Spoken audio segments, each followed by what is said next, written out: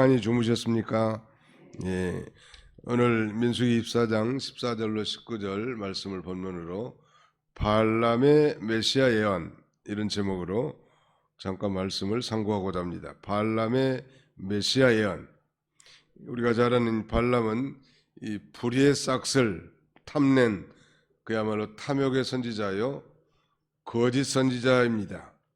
뿐만 아니라 음행으로 또 우상의 제물로 이스라엘 백성들을 멸망시키려고 했던 그런 선지자인데, 놀랍게도 이 거짓 선지자인 발람의 입에서 하나님의 영으로 말미암아 이스라엘에 대한, 또 이스라엘의 장래에 대한 축복의 예언이 언급되어 있습니다. 이스라엘을 저주하려다가 이제 축복하는 장면인데, 이스라엘을 축복할 뿐만 아니라 장차 이스라엘의 장래까지도 예언하면서 그 이스라엘의 주변국들, 예를 들면 모압이나 암몬이나 에돔이나 세일과 같은 그 주변 국가들에 대해서도 어떻게 될지 언급하고 있습니다. 이 선지자의 두 가지 중요한 사역이 있는데, 하나는 그 하나님의 권위로 백성들을 축복하거나 저주하는 일, 다른 하나는 앞날에 대한 일들을 예언하는 것인데, 이스라엘에 대한 축복을 전한 이 발람은 이제 이 역사의 주역으로서 이스라엘과 그 주변국들, 주변의 여러 나라들에 대해서 지금 예언하고 있습니다. 실상 이 거짓 선지자 발람의 이 예언과 예언의 그 동기와 태도는 불경스러운 것이었죠. 발람 선지자 하면 탐욕의 선지자 아닙니까? 파죽지세로 몰려오는 그 이스라엘 백성들을 저주해 달라는 이 모압 왕 발락의 요청에 따라서 처음에는 거절했지만 더 많은 대신들과 많은 물질을 제공하자 가서는 안 될 이 모압 왕이 발락에게 가서 이스라엘을 이제 저주해 달라는 거예요. 그런데 하나님의 영이 이 거짓 선지자 발람에게 임해서 이스라엘은 축복받을 백성이지 저주받을 백성이 아니란 말이에요. 그 발락에게 돈은 욕심은 나는데 또 거짓말을 할 수는 없단 말이에요. 그래서 이 저주를 하려고 갔는데 도리어 축복을 하고, 아마 끝까지 그 탐욕을 버리지 못했던 것 같아요. 결론은 결국 이스라엘이 주변 나라를 다 쳐서 그 남은 자까지 다 물리칠 것이다, 그렇게 예언을 했지만, 종국에 가서는 이스라엘은 그 외부적인 어떤 세력에게 이스라엘을 대적할 수는 없으나, 이스라엘 백성들을 망하게 하는 방법은 우상을 숭배하고, 즉 우상의 제물을 먹고 그 다음에는 음행을 시키면 이 백성은 망하는 백성이라고, 그걸 아마 이 모압 왕 발락에게 기뜸을 해줬고, 이스라엘 백성들이 많이 타락했고 그 징계, 하나님 앞에 그 죄로 말미암아 징계를 받게 됩니다.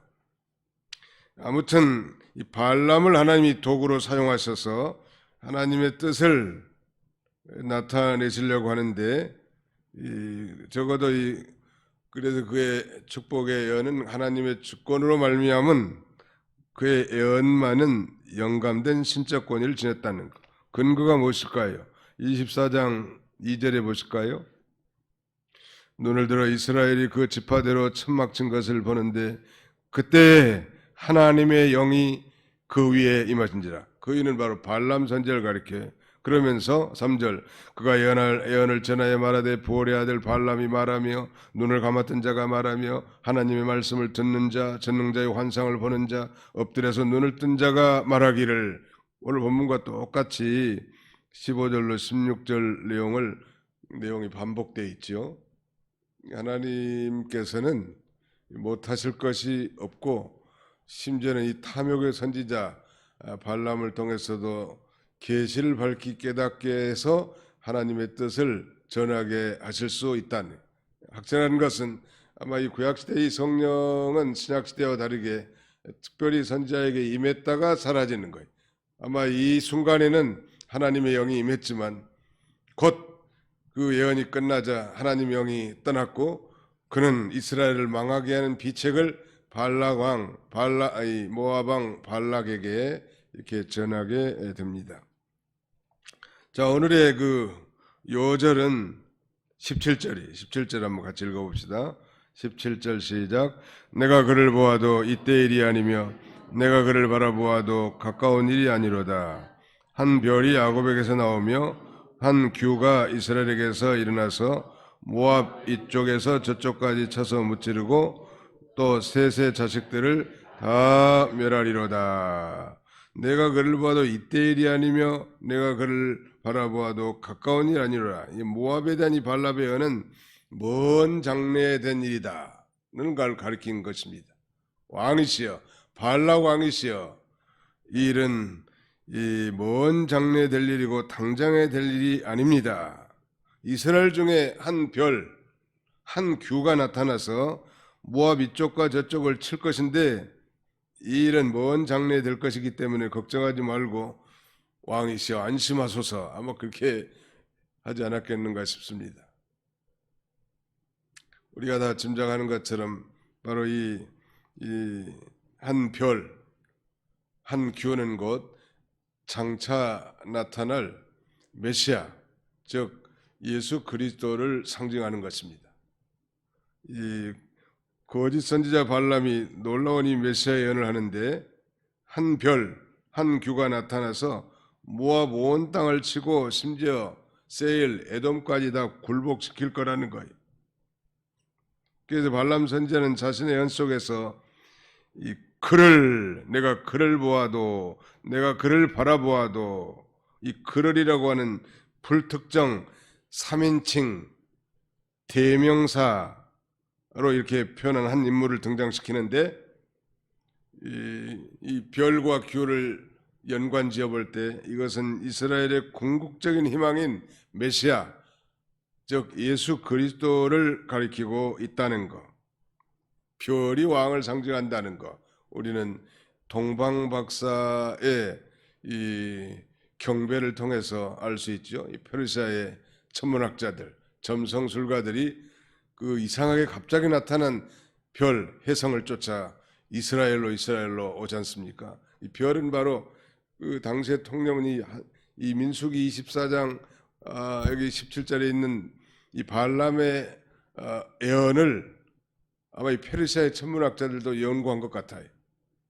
또 이스라엘 백성들이 바벨론에 포로 잡혀갔고 바벨론이 멸망하고 등장한 그의 후신 페르시아에 이스라엘 백성들이 남아 있었는데 그들 역시 포로 잡혀간 이스라엘 백성들도 한 별만 나타나면 우리 이제 메시아가 강림하신다, 이런 아마 노래나 예언이 전래되었고 페르시아의 궁중에서 별을 연구하는 천문학자들이 귀에 독에 들렸고 아니나 다를까 어느 날 별을 관측하는 가운데 평소보다 어느 때보다도 놀랍고 반짝거리는 엄청난 큰 별이 동쪽으로 이 이스라엘 예루살렘 쪽으로 계속 간단 말이에요.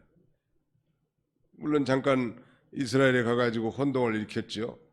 그 별은 마지막 종착지가 베들레헴인데 왕이 태어난다면 궁에서 태어나지 않겠는가 생각하고 예루살렘으로 갔다가 대소동이 일어나고 후에 2살 미만의 어린아이들 베들레헴 주변에 아들이 죽는 설상이 벌어지게 됩니다. 말씀드리려고 한 요지는 바로 한 별이 나타나면 메시아가 나올 거라는. 오늘 이 거짓 선지자 발람의 예언은 역사적으로는 다윗 시대에 실제로 모압이나 암몬, 세일, 에돔 이런 나라들을 다 부속시켰고 멸절시켰습니다.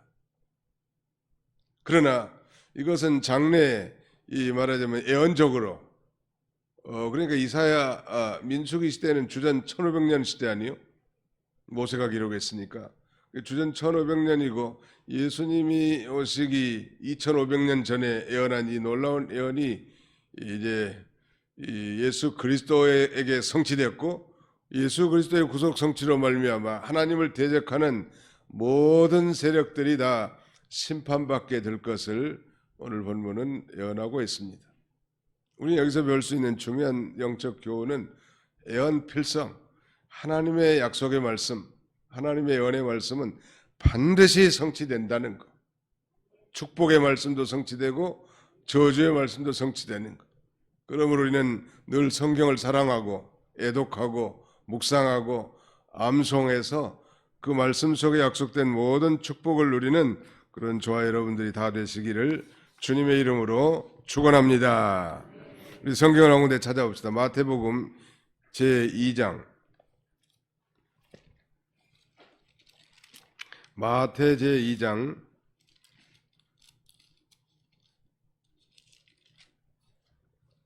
1절로 2절을 같이 한번 읽겠습니다. 시작. 헤로드 왕 때 예수께서 유대 베들레헴에서 나심에 동방으로부터 박사들이 예루살렘에 이르러 말하되 유대인의 왕으로 나신 이가 어디 계시냐? 우리가 동방에서 그의 별을 보고 그에게 경배하러 왔노라 하니, 우리가 동방에서 그의 별을 보고 그에게 경배하러 왔다. 단순한 별이 아니었던 것 같죠? 엄청난 큰 별, 반짝이는 이 혜성 같은 별이 갑자기 튀어나와가지고 움직이는 별이라는 거예요. 그 별 따라서 궁극적으로 이제 베들레헴까지 와가지고 아기 예수님 앞에 경배하는데, 자, 오늘 본문으로 다시 돌아가면 그 17절 하반절에 셋의 자식들을 다 멸하리라 그랬는데, 뭐 셋의 자식들이라고 하면 아담의 셋째 아들이 바로 셋 아니요? 아벨과 가인이 이후에 태어난 아들. 그러니까 이 셋의 자손 전체를 말하는 게 아니고, 본문에서는 그 셋의 자손들 가운데 특별히 모압 자손을 가리키는 말입니다. 모압 자손도 셋의 자손인데, 우리 개역 한글판에는 셋의 자손들을 다 멸하려다 이렇게 안 해놨고 소동하는 자식들이라고 이렇게 번역합니다. 아마 이 쉐트라고 하는 말, 이 말이 셋이라는 인칭 대명사도 되지만 아마 이 소동하다 그런 의미가 함축되어 있습니다.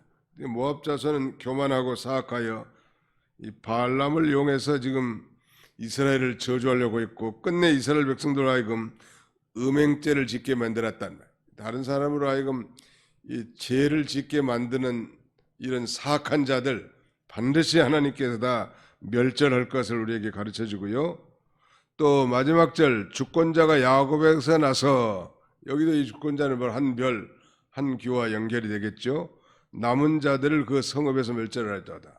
여기서 남은 자들은 뭐 모압의 남은 자손들을 가리키기도 하겠지만, 궁극적으로는 하나님을 반대하고 하나님을 대적하는 모든 세력들을 다 하나님께서 이제 예수 그리스도를 통하여 멸절할 걸 가리키는데, 바로 예수를 믿는 자는 구원과 영생이지만 예수를 믿지 않는 자는 심판과 멸망을 당하게 될 것을 우리에게 가르쳐줘요.